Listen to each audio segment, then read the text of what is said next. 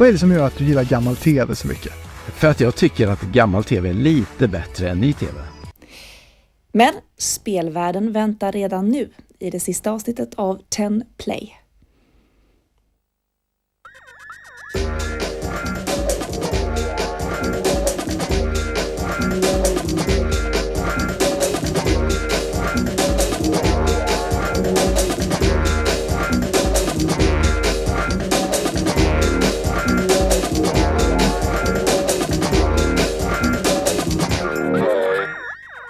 Hi and welcome to 10 Play, the one and only lowdown rundown for the dedicated gamer. On today's show, we've stripped the wheat from the chaff, taken the cream of the crop and sorted the men from the boys to bring you the 10 Play chart of the best games around today. From arcade to PC, this is our take on the best of the best. So kick back, relax and get ready for the games ride of your life. It's still the high watermark in terms of 3D action-adventure character-based titles. It's taking a real-world experience that people clearly enjoy, and it's taking it, bringing it into a world where there's no limits and no broken bones. That's fantastic. I mean, that actually is very nice and rewarding. We actually feel that we've obviously achieved something when people enjoy it that much, that form of escapism sort of sucks them in and they want to sit there and play it.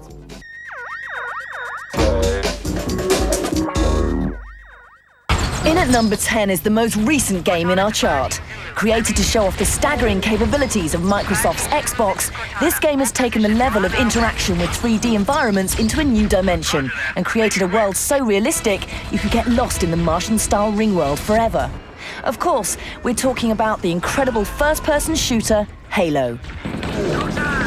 Halo is one of the most sumptuous-looking first-person shooters ever made.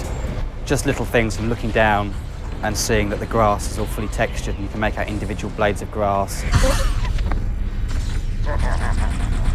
You see a tree in the distance and you can walk all right up to it, so it's like there, and you can see all the texture of the bark on the tree. And there are things like when you're walking on ice, the ice is kind of subtly reflective and it catches the light and it kind of glints and it's got cracks in the ice. There's kind of elements of forests and ponds and waterfalls, but then it has a kind of vibrant look about it that does feel very alien as well. Look sharp! Covenant dropship on approach! I can use some help over here! I think one of the things that makes Halo pretty cool is the first time you see the Warthog driving around, and then you know that there are other vehicles, you totally know you want to drive around those other vehicles, right? Because you're watching the Warthog drive around and you're going, oh my God, that looks so cool. Because the wheels are moving realistically, and when it goes around a turn, the guy sort of leans out of his chair, it's going around a turn, his hands are actually on the wheel. Everything just works the way it should work. It builds up that sense of anticipation that, if there's so much detail in this one thing and there's so many of these things, I totally want to try them all out. There's a kind of believability and solidity to the world. It doesn't feel like you're walking around a game world. It feels like you're walking around a real world inside your Xbox. Fire Team Zulu, this is Cortana. Hold position. We're on our way. Roger that. Make it quick.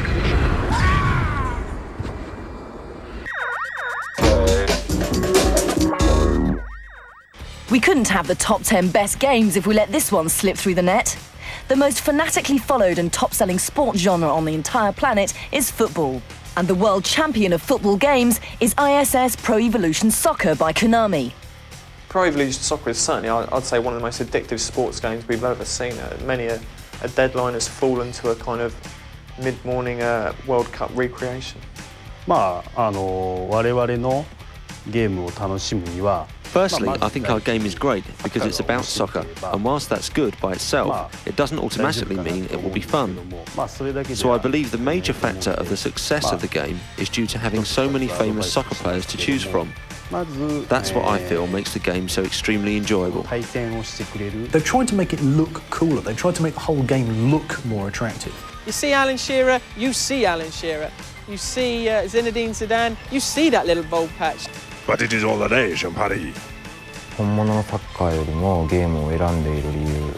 The reason why it's so popular on the games market is because it doesn't compromise with reality. We aim to make the details of the game and the football teams extremely realistic. That's how it's been perceived by people. Although everyone likes soccer, not everyone can play to a high level, including me. So it's great that people can enjoy the game playing as their favourite national team. He gets called over for a yellow card. There's a lot of controversy. A lot of people will say that this is football or FIFA 2002 is great. They play very differently. FIFA 2002 is designed to give you instant gratification. If you don't know how to play it, you can pick it up, score a few goals. Unlike FIFA, the ball passes the player at shoulder level. It doesn't suddenly stick to his foot. It bounces off your shoulder and goes wild. The real ball physics are what makes this game what it is. Pro Evolution Soccer takes a lot more refinement. You've got to learn how to control the ball. The score lines in Pro Evolution, very similar to a real game. I don't think I've ever seen a goal reproduced in this game because it's almost impossible to set up a goal exactly the same way you had it before. And for what is basically an incredibly frustrating, painful experience, which is just not playing the game very well. It's one of the most rewarding soccer games you can play because to actually score a goal is a great feeling. He shoots. It's a goal!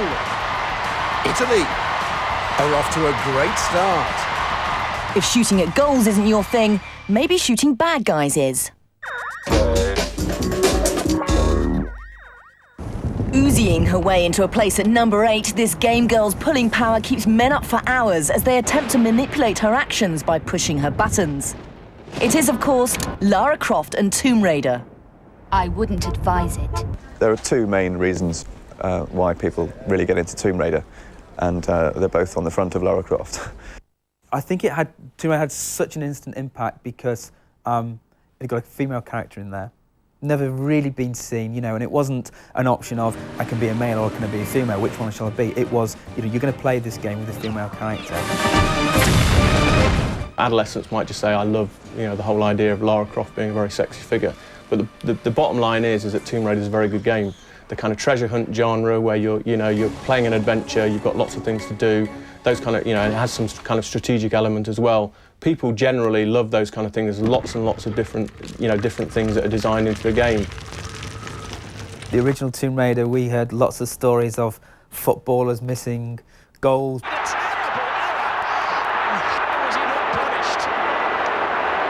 Because they were up all night playing Tomb Raider, and we heard stories of, people that took weeks holiday to go and play the game. Oh, that's fantastic. I mean, that actually is very nice and rewarding. We actually feel that we've obviously achieved something when people enjoy it that much, that form of escapism sort of sucks them in and they want to sit there and play it.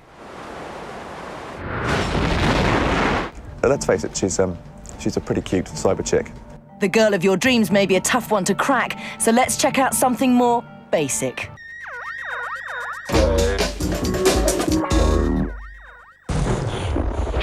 At number 7, this full-on first-person shooter game combines all the addictive elements of Doom with the unstoppable powers of attraction yielded by multiplayer online gaming. This is Quake III.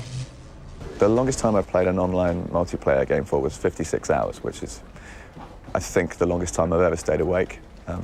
Got through an awful lot of coffee and an awful lot of cigarettes. Quake III, we wanted to explore the real multiplayer aspect of the game. The intense, over-the-top, perfect definition of a multiplayer game. I felt shattered after that. We gave up really all pretense of having a story and said this is an activity. It's like basketball. You don't need a story to play basketball. I did carry on playing, but for slightly more reasonable periods of time, like maybe 8 or 9 hours instead of 56.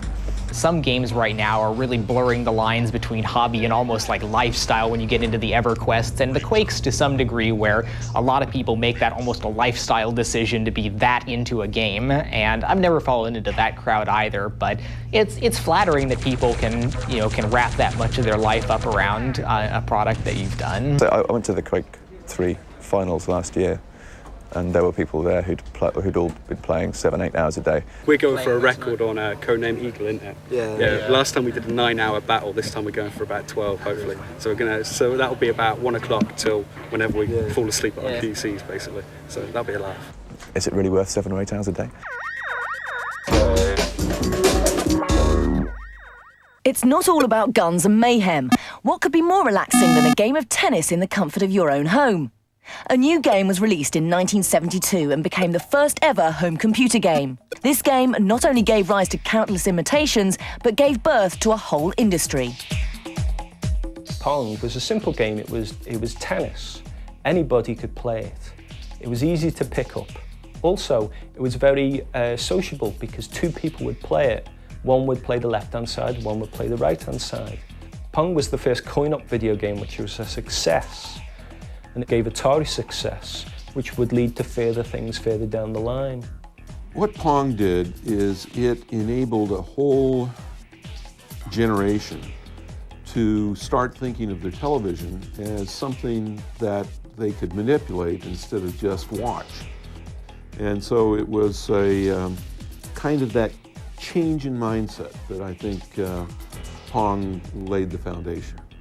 Well, I got a little Pong console originally, a little table, a little tennis game. But then I moved up to the Atari console, which was really the bee's knees at that time. It's the main console that all the kids want. We had started as a company that designed games and sold them or licensed them to other companies to build and to commercialize. Pong became so successful so quickly that it was not necessary for us to license it off. We decided we'd go into the manufacturing business ourselves. Many people consider me to be the father of the video game. I just sort of brought it to everybody. It kind of makes me feel old to think that all of a sudden something that I developed in my 20s has become retro. It started the ball rolling on an industry. Without Pong, we wouldn't have a video game industry. We might have had something slightly different, but definitely it would have taken a longer time, and it wouldn't have taken the same route.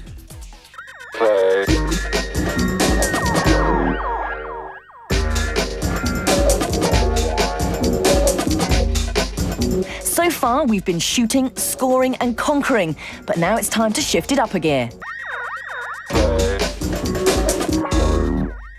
If you love cars, then you'll love the next game in our 10-play chart. Yes, you've guessed it, in at number 5 is Gran Turismo 3. This ultra-realistic car bonanza transports you straight from your living room into the thick of the action. The PlayStation 2 didn't have the kind of launch that Sony would have wanted. It had a difficult birthing period. And then, like a knight in shining armour, GT3 rode in. All that Sony needed to do to sell the PlayStation 2 was put footage of GT3 on television between football matches, and all of a sudden, PlayStations were flying out of shops and GT3 was flying off the shelves. The aim has always been to create something that's almost like watching television and the appearance of it and the appeal of it. In terms of the car modelling, we go into a tremendous amount of depth in photographing each of the cars, gathering the data to create the cars. People that were into cars and who wanted to drive these cars, playing GT3 in many cases was the nearest they were ever going to get to a Ferrari or the nearest they were ever going to get to a Lamborghini or something like that. And its realism, both in terms of the handling and the graphics, were an enormous part of it. Gran Turismo 3 looks fantastic, and you so want to drive around the cities, and you actually kind of want to get it and look at them in closer detail because they look so great. We also aim to create realistic looking tracks, the rain, the nighttime lighting, the sunshine. They've managed to use the right kind of textures and the right kind of lighting and the right kind of colours, so it looks like you're driving at sunset. It looks like a real city. It creates almost a televisual recreation of car racing, I think. The cars reflect the way you'd expect them to. And it just reinforces the fact that even though it's a virtual experience, it just feels like you're there. Gran Turismo and damage has always been a real kind of controversial point. If you're buying Gran Turismo, you know you can't smash the cars up. And if you really love cars, you wouldn't want to smash cars up. You go out and polish yours on a Sunday. A must-have for any bona fide car enthusiast.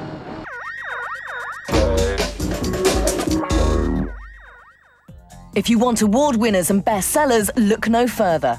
The stunning first-person shooter Half-Life has won more than 50 Game of the Year awards from publications around the world. The principle of Half-Life is that you're a scientist in a laboratory where an experiment has gone wrong. And weird alien life forms have started materializing out of nowhere. What you've basically got to do in the first place is just escape from the laboratory. Everything will be fine. But as it is, when you get out, you find that the military want to kill you as well. So you've got to escape from them and somehow trace this alien element back to its source. And you end up actually returning to the alien's home planet to kill the big bad boss alien. Yes, Half-Life had more twists and turns than a bowl of spaghetti, but soon after its release came the Half-Life mod, or modification, called Counter-Strike. And just in case you're still uncertain of what a mod really is... It's basically when a guy in a bedroom, like, he gets like a full-price PC game and he looks at it and he thinks, yeah, that's great, but I'd like to do something with it. So he takes that code and he adds his own code to it, like he plays around with some of the parameters, like, and that can mean that it could be changing the graphics, or it could be adding new weapons, or it could be completely changing the game. Absolutely fantastic game. It's just terrorists against counter-terrorists, but a lot of the online games, especially the first-person shooters one, you either get a generous number of lives, or you can just keep on coming back for more. Counter-Strike, it's got a sense of realism in that you get shot, that's it, you're dead. You've got to wait for a new game to start. OK, let's get back to where it all started.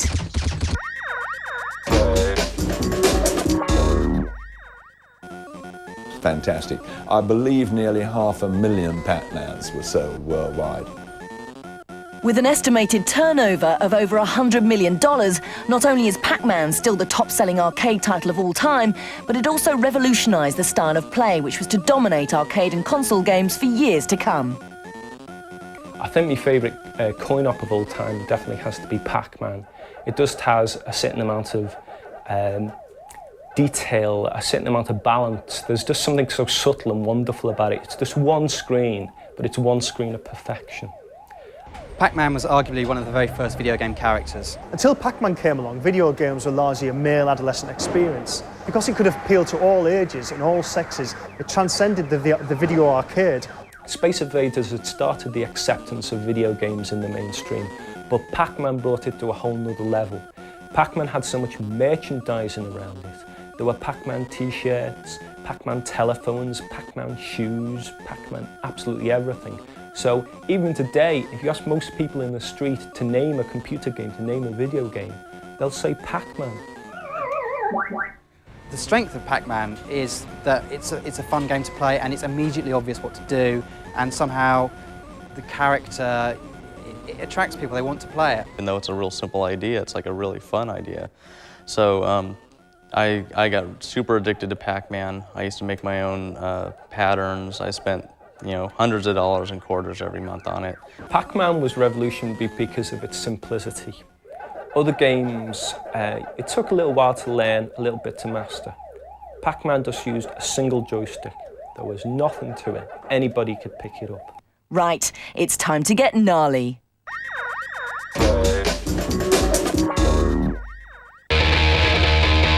In 1999, one game that ollied its way onto the game world's PlayStations was Tony Hawk's Pro Skater. Modelled on the real-life pro skateboarder by the same name, this game by Activision gave gamers and extreme sports fans alike as good a version of the real thing as it was ever going to get. We were all kind of skate fans, big Tony Hawk fans, and we wanted to meet Tony Hawk, which is true. And we'd been working on kind of a skate prototype. We got in touch with Tony Hawk and brought him in, and we showed him what we had. Tony is a real techno guy. He likes gadgets, he likes games. He was already playing a lot of games at the time, and he was really into the project. We did special tricks for all the skaters, things like that. That all came from the skaters, stuff that they either really wanted to do or the craziest thing they could come up with. Being in a video game has been pretty strange, mostly because of the popularity it's gotten, that people are always coming up to me saying, "Oh, I play you all the time, sorry for making you fall." And if you only felt how much I've abused you, it'd be terrible. To have these name athletes involved with our games is really important to us. Our goal with Activision O2 is to create, authentic video games that really represent these sports well. And, these are the icons and legends of the sport. That's the way I like it, baby. I don't want to live forever. I'm not going to get on a skateboard. I'm not going to do a nose grind. I'm not going to do anything like that, okay? But I will sit down and play Tony Hawk because it gives me a sense of what it would feel like to do all that wild stuff. It's crazy. I never expected to be in a video game when I started skating forever ago, or even when I was professional. I never thought that those worlds would collide. Right. But it's a lot of fun. I think skateboarding resonates with today's kids a lot more just because skating is all about individuality and freedom and expression. It's taking a real-world experience that people clearly enjoy, and it's taking it and bringing it into a world where there's no limits and no broken bones. Tony Hawk has gone on to receive continuing acclaim with versions 2 and 3, and a 4th is in the pipeline. Or should that be half-pipe?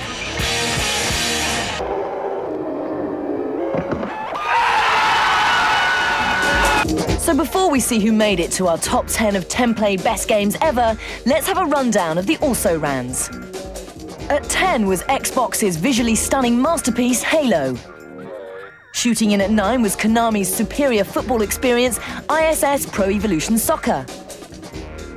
At 8 was the gun-toting tomb raiding of Lara Croft.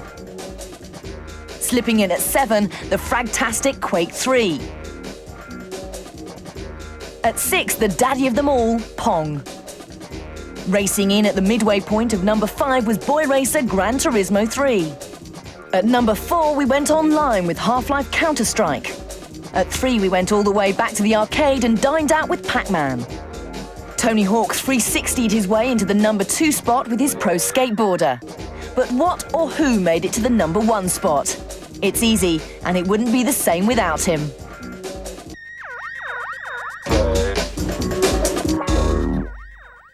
In 1996, Nintendo launched its new weapon in the console wars, the Nintendo 64, and with it, its showcase game, Super Mario 64. Mario 64 was the launch game for the N64 console. And it's interesting that the actual launch of the machine was delayed for 18 months until Mario 64 was ready for release. Mario was the first game that took the traditional platforming game, which has always existed in a side-on, left to right, right to left, up and down format, and put the action into 3D. And even now, games designers are still finding that incredibly difficult to do. To make a platform game in a 3D environment is extremely challenging, extremely difficult, and everything about Mario 64 was just simply perfect. Still the high watermark in terms of, 3D action adventure character-based titles. The game gave a welcome boost to the home console market, wowing gamers with its glorious graphics and 3D game world. You felt part of the game world. You got sucked in immediately and it never let you go. It wasn't like many platform games, it was never frustrating, it was never difficult. There was a lot of subtlety in it and a lot of skill involved. There's always been the multi-game game, the game that's got something for everybody. Mario 64 has got something for everybody. It's got characters that are well established, and it's got, a zillion games. There's something in there you're going to like. Any game with Mario in it is going to sell a certain number of copies. When you couple that with the fact that it was, and still arguably is, the best platform game ever made, then you can understand why it sold the millions that it did. I mean, and lots of good games have come out, but it's still Mario that you go back to if you're, making a 3D action or action adventure. I've never seen anyone play the game and not become enchanted with it. The gaming world had a seemingly endless appetite for Mario games. Whoever would have thought an Italian plumber could be such a hit? Mamma mia! So there you have it. Everyone has their top 10 best games, and that was 10 plays. But stay awake, because it could all change tomorrow. Keep playing, and we'll see you soon on 10 Play.